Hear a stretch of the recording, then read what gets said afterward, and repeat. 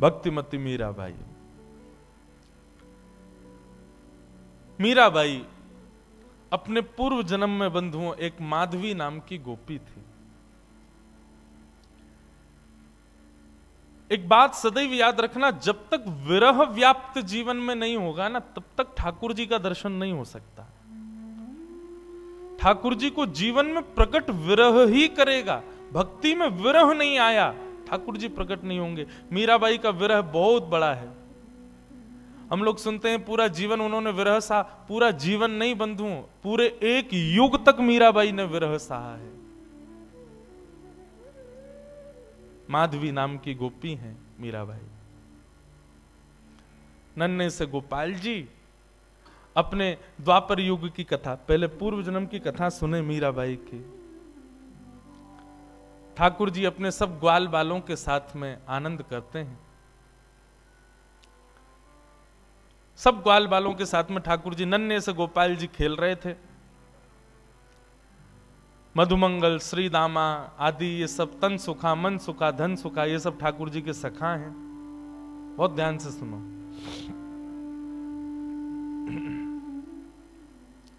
ये सब सखा हैं ठाकुर जी के। एक दिन ठाकुर जी सब ग्वाल बालों के संग खेल रहे थे। सो ठाकुर जी का सखा श्री दामा बीच खेल से ही जान लगो।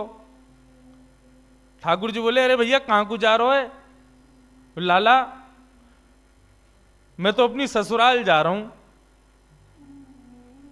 ठाकुर जी तुरंत पहुंच गए श्रीदामा के पास, हाथ पकड़ लियो। बोले, ससुराल जी कौन सा काम है भैया? ब्रजभाषा समझ में आ रही है? देखो भैया, आप सब लोग अधिकतर यहाँ अहीर समाज के लोग बैठे, आप सब लोग ब्रज से ही हो। आपके सब पूर्वज ब्रज के ही हैं। ब्रज भाषा तो समझ में आनी चाहिए, आपके द्वारिकाधीश की भाषा है। ठाकुर जी बोले, भैया ये श्रीदामा जे कौन सा गांव है? ससुराल।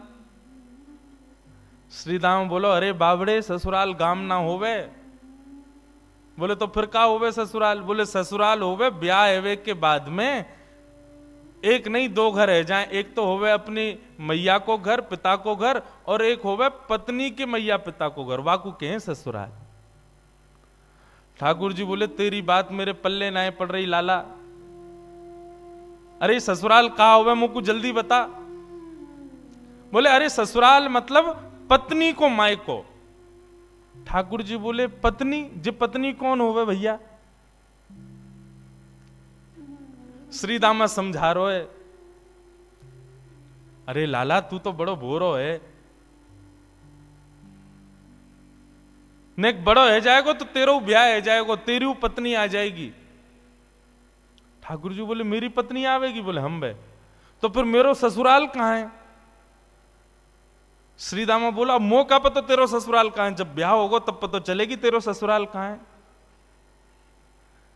अब तो ठाकुर जी हट करने लगे, बोले, ना मेरो ससुराल बता, मेरो ससुराल कहां है? श्रीदामा बोलो, अरे अपनी मैया से जाके पूछ ले, तेरी मैया बता देगी तेरो ससुराल कहां है। ठाकुर जी खेलते कूदते आज घर आए। यशोदा मैया रसोई घर में प्रसाद सिद्ध कर रही है। ठाकुर जी आके गोद में बैठ गए, बोले, मैया मेरो ससुराल कहां है? अब तो जैसे ही मैया ने सुनी मेरो ससुराल कहां है, लाला बोल लो।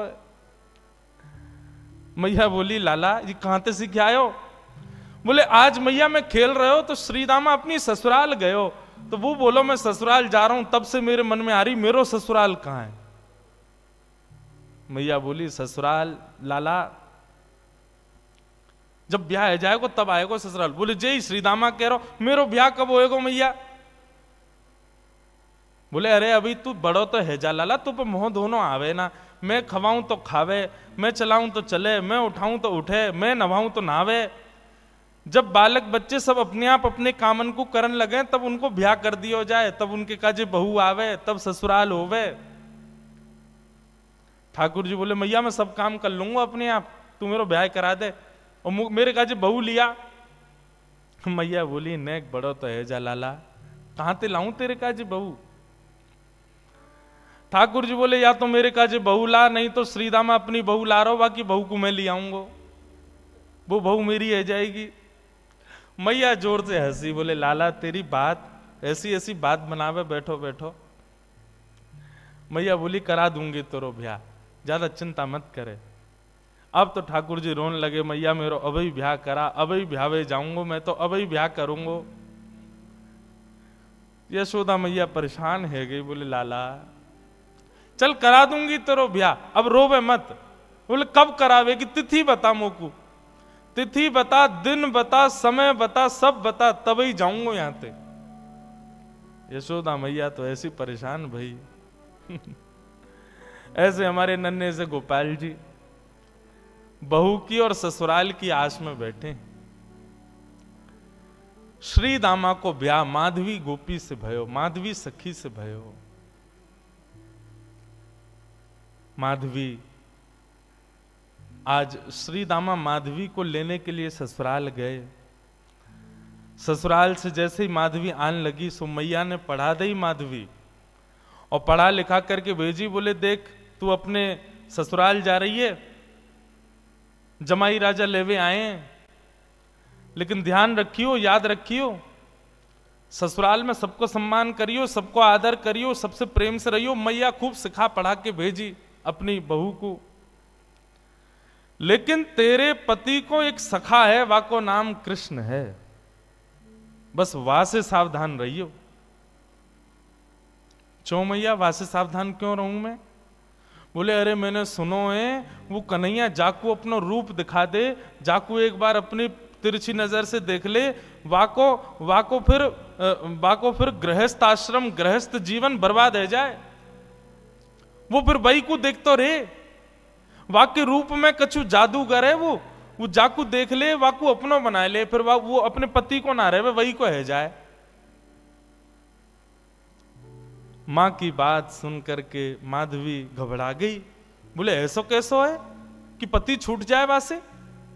बोले यही मारे मैं कह रही हूं, तू सब कछु करियो, लेकिन तू मुझको वचन दे के जा, वाह कृष्ण को अपना मुख मत दिखाइयो।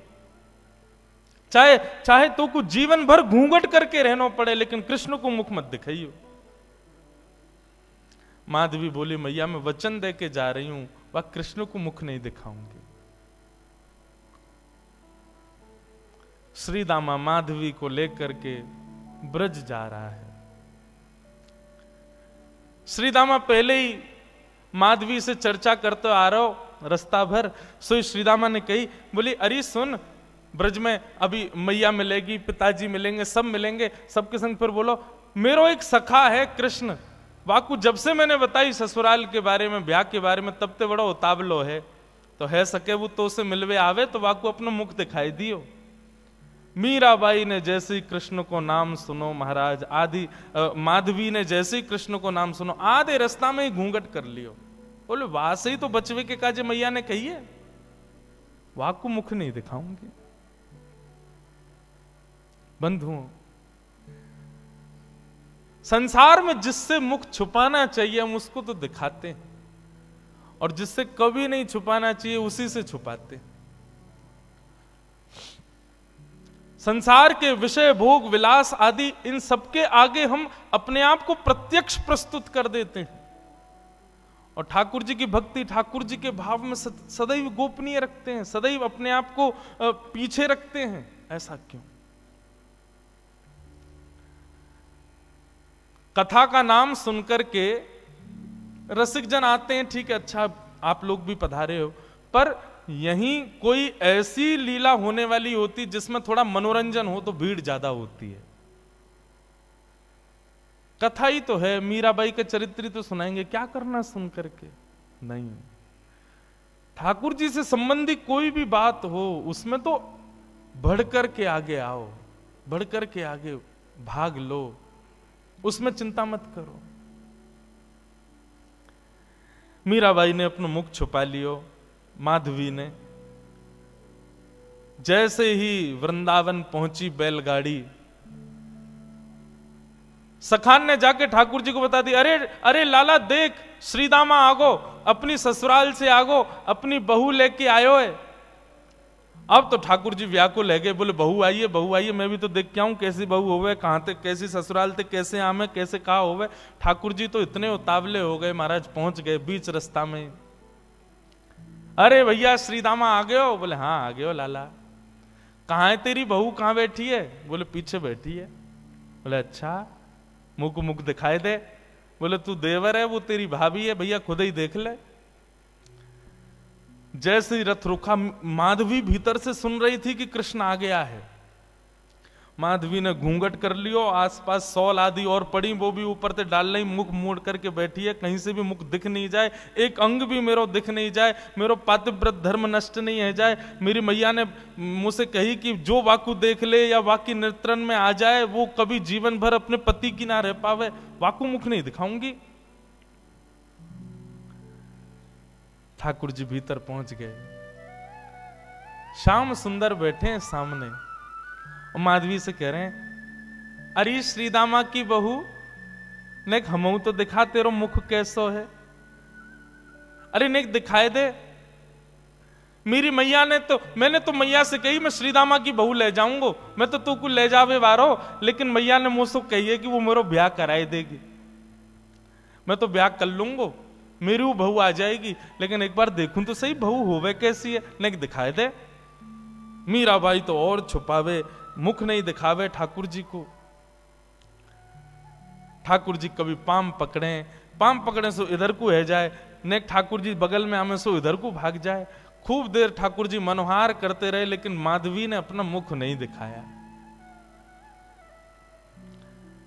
थोड़ी बहुत देर तो ठाकुर जी मनोहार करते रहे, जब माधवी ने मुख नहीं दिखाया सो ठाकुर जी बोले देख तू मोसों अपनो मुख छुपाए रही है, तो है ना पतो मेरो मुख देखवे के काजे सब तरस हैं, सब तड़फ हैं।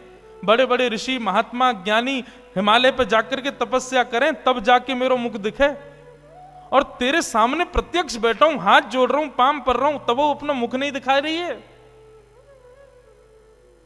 जा तड़पेगी तू मुंह को देखवे के काजे, तरसेगी, व्याकुल रहेगी जीवन भर।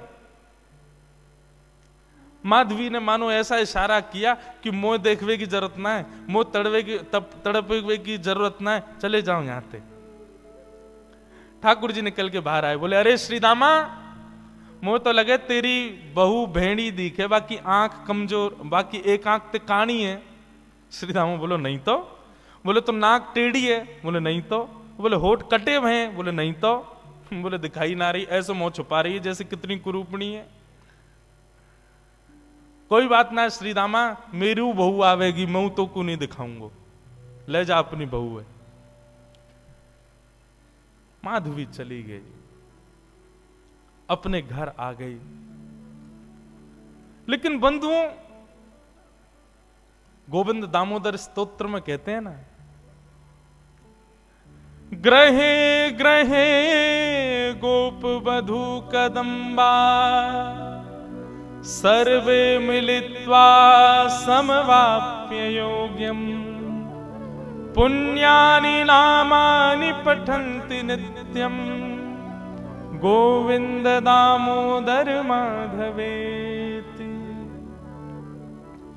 ब्रज में तो और कुछ होता ही नहीं है, हर घर में केवल कृष्ण की चर्चा चलती रहती है। सुबह उठने से लेके रात्रि सोने तक केवल कृष्ण कृष्ण कृष्ण। कृष्ण ने ऐसो कियो, कन्हैया ने ऐसो कियो, अरे आज तो नंद को लाला वहां घूम रहे हो, अरे आज तो नंद को लाला वहां डोल रहे हो, सब जगह यही चर्चा। अब माधवी सोचे इन पे और कोई बात ही नहीं है, अगल बगल की सब गोपियां, पूरे घर गृहस्थी की कोई बातचीत नहीं, बस पूरे दिन वो नंद को लाला ऐसो करे, नंद को छोरा ने आज तो ऐसो कियो, अरे आज तो माने ऐसो कियो, पूरे दिन वही की चर्चा। अब माधवी कहे किससे? अपनी सास से कहे, अगल बगल की गोपियों से कहे, बोले तुम लोगन पे और कोई बात ना है? कभी बैठ जाओ, कहीं चले जाओ, 24 घंटा या कृष्ण कृष्ण कृष्ण कृष्ण वही की चर्चा करते रहो। और भी तो कई बातें गृह गृहस्थी की कर ले हो भैया, ये 24 घंटा कन्हैया। एक गोपी बोली, अरे ये नई नई आई है का अभी ब्रज में? बोले हम बे अभी नहीं आई है। वो कितने दिन आए गए? बोले 3 दिन आए गए। वो 3 दिन आए गए? एरी गोपी, एरी माधवी, तेने कन्हैया देखो अभी तक, या कन्हैया की दृष्टि पड़ी तो पे? माधवी बोली मैं नहीं दिखाऊंगी वाकू अपना मुख, मेरी मैया ने मनाई करके भेजो है कि वाकू मुख दिखावे से यही स्थिति है जाए जो तुम लोगन की, अपनी पति की चर्चा ना करो, वह नेक से कन्हैया की चर्चा कर रही हो, मैं तो ना दिखाऊंगी वाकू मुख। गोपियां सब बोली यही मारे तेरे मुख से वाक्य काजे ऐसे दुर्वचन निकलने, अभी तेने वाको मुख देखो ना है, अभी तेने वाको रूप देखो ना है, यही मारे ऐसे बोल रही है। अरे जाद ना वो छवि दिख जाएगी ना, जाद ना वो मोहनी मूरत सांवनी सूरत तेरे चित्त में बस जाएगी ना माधवी, तू भी हमारी तरह वही की चर्चा करेगी। माधवी मन में सोचती भी है, ऐसा कहा है वाक्य रूप में जो और कोई चर्चा ना आवे चित्त में।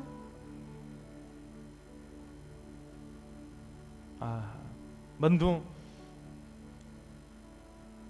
अष्ट सखा गाते हैं, सबने गाया, किसने नहीं गाया? कैसो है ठाकुर जी को रूप, श्री कुंभनदास जी कहते हैं अपने एक पद में,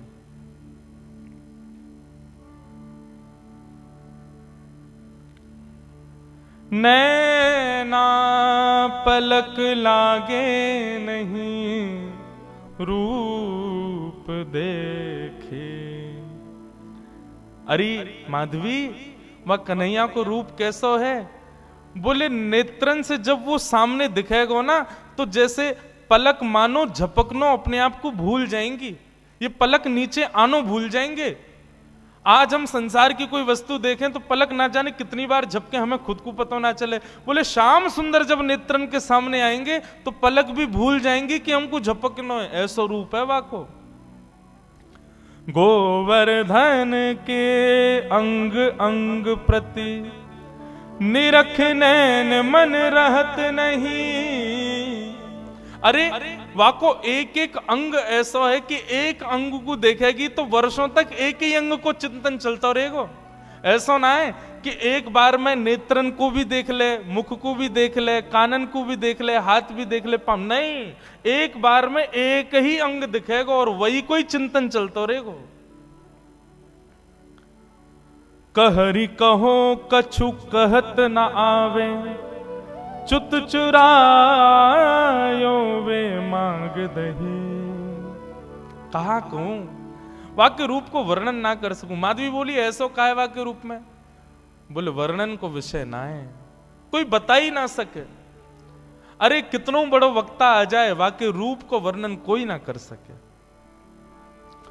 कुंभनदास प्रभु के मिलवे की, कुंभनदास प्रभु के मिलवे की, सुंदर बात सखियन सो कहे।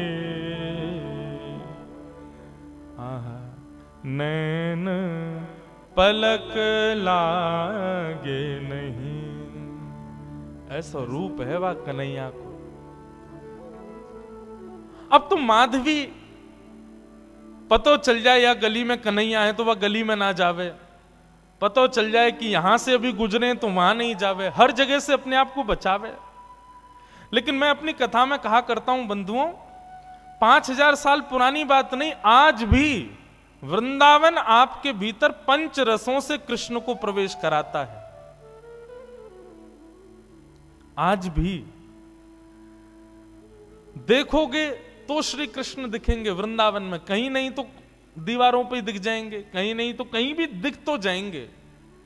आंख बंद कर लोगे तो कानों से नाम के रूप में प्रवेश कर जाएंगे, कान भी बंद कर लोगे तो जीभ से जो भी पा रहे हो वो सब प्रसाद ही है, वृंदावन में सब भोग ही है, तो रूप रसना के रूप से प्रवेश कर जाएंगे।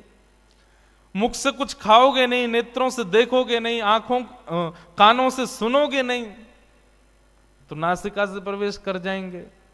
क्योंकि वृंदावन में जितनी हवा बह रही है वो भी राधा रमण, राधा वल्लभ, बांके बिहारी, मदन मोहन, राधा दामोदर सबके चरणों का स्पर्श करके बह रही है। कहां तक बचोगे? वृंदावन पहुंच गए, वृंदावन की सीमा में प्रवेश कर गए, भजन आपका तब से शुरू हो जाता है। सांस लेना भी भजन है वृंदावन में। क्योंकि हवा में भी कृष्ण तत्व है। माधवी कहां तक बचाए अपने आप को? मैया ने कही मुख मत दिखाइयो। अरे मुख तो मैं खूब छुपा रही हूं, लेकिन कानों से भी कृष्ण कृष्ण। जहां बैठ जाऊं कहीं भी ऐसी कोई जगह ही नहीं जहां कृष्ण की चर्चा नहीं होती। माधवी तो अब तो ये स्थिति हो गई कि रात में सपने में भी उसको ठाकुर जी के अनुभव होते हैं। मुख नहीं दिखता क्योंकि देखा तो कभी है नहीं, लेकिन इतना सुन लिया है कि उसको अनुभव हो गया है कि चरण ऐसे हैं, हाथ ऐसे हैं, चाल ऐसी है, मुस्काते हैं तो ऐसे। फिर उठ जाती है, मुख से पानी से मुख धोती है और फिर विचार करती है सोऊं भी तो कैसे, नींद में भी तो वही दिख रहा है, कहां तक बचूं मैं। माधवी की ये स्थिति।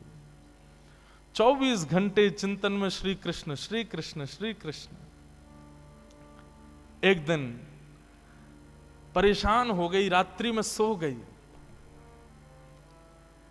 कानों में रुई लगा ले तो भी क्या, चिंतन में तो वही चल रहा है, कहां तक बचे।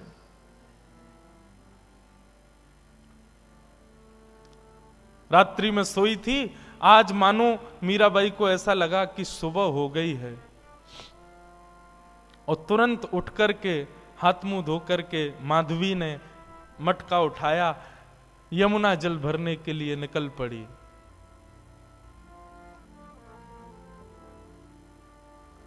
उसको लगा समय हो गया है यमुना जल भरने का। सब गोपियां साथ में जाती थीं यमुना जल भरने के लिए, लेकिन मीरा आज माधवी समय से पहले ही उठ करके चली गई। उसको लगा कि समय हो गया है, और पहुंच गई यमुना के तट पर। तट पर जाकर के देखा अभी तक कोई भी नहीं, अकेली मैं, बाकी सब कहां चली गई।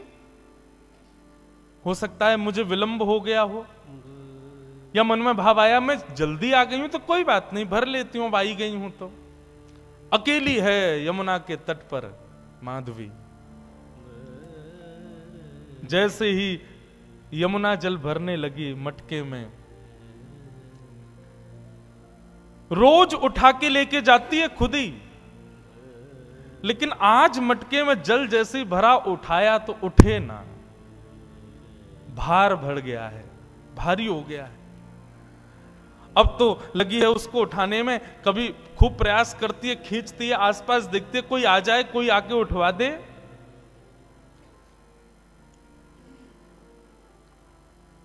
इतने में ही बांकी अदा से अपनी चाल चलते भये, त्रिभंग लली श्याम सुंदर, कमल कटाक्ष नेत्र हैं, सुंदर दंतावली, चंदन की सुगंधी से आच्छादित करते हुए मार्ग को पहुंच गए यमुना के तट पर। माधवी आसपास देख रही है, कोई दिखे तो आवे, उठवावे। तभी दृष्टि पड़ी श्याम वर्ण, नन्हे से श्याम सुंदर छोटो सो बालक। माधवी ने देखा तो था नहीं उनको, देख करके लगा अरे पता ना कौन सी गोपी को छोटो सो सुंदर सो बालक सवेरे सवेरे जमुना के तट पर घूम रहा है। मीराबाई ने तुरंत आवाज दी, अरे ओ लाला, अरे ओ भैया, नेक आइयो, इतको आइयो। ठाकुर जी कूदते फांदते अपनी चंचल अदा से, कभी यहां देखें कभी वहां देखें, ऐसी मधुर मुस्कान उनकी, पहुंच गए माधवी के पास। एक बार को तो मानो जैसे देखती ही रह गई माधवी, लेकिन मन में ये एक बार भी नहीं आया कि ये वही तो नहीं है जिससे बचना चाह रही हूं। नन्नो सो बालक है, चंचल सोया को बदन है, जरूर कोई गोपी को छोरा होगो। मटकी रखी है और माधवी ने कही, अरे लाला तूने किए जल की भरी, यमुना जल की भरी मटकी ने ऊंचाई दे, मुंह पे उठना ही रही है, बहुत भारी है गई है। ठाकुर जी इशारों करके बोले हाँ मैं उठवाए दूं। अब भाई जैसे मीराबाई माधवी उठाने लगी, ठाकुर जी ने अपनी दोनों भुजान को वामे मानो जैसे एक भाव जैसो दियो, सोई मटकी उठ गई। अब मटकी तो उठी,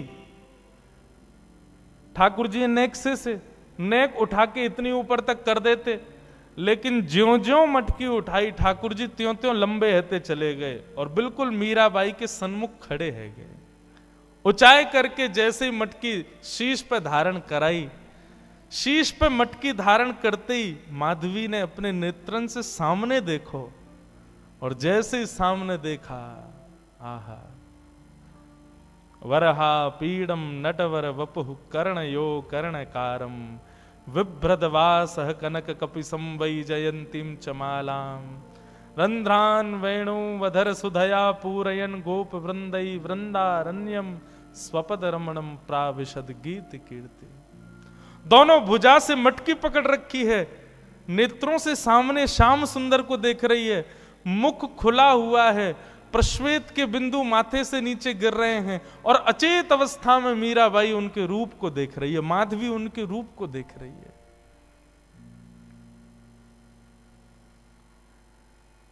ठाकुर जी के नेत्र ही तो खतरनाक हैं सबसे ज्यादा। एक बार दृष्टि पड़ जाए तो फिर कोई और के रह नहीं पाओगे। मेरे मन में बंधुओं आता है कि हम ठाकुर जी के दर्शन करके पुनः सहज इसलिए हो जाते हैं क्योंकि हमने उनको देखा, उन्होंने अभी हमको नहीं देखा। कभी ठाकुर जी ने यदि हमको देख लियो ना, तो एक बार उनके सामने जाके फिर सहज नहीं हो पाओगे, फिर अन्यत्र कहीं मन लग नहीं पाएगा।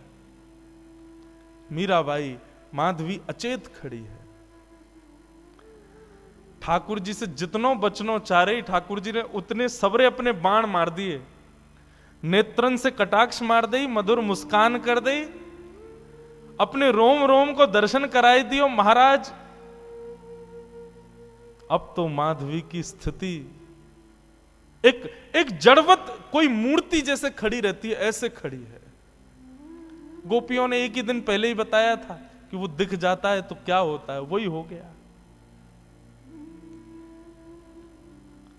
अब ठाकुर जी तो अपने सैन चला करके वहां से भाग गए। समय हुआ उन गोपियों के आगमन का जो यमुना जल रोज भरती थी।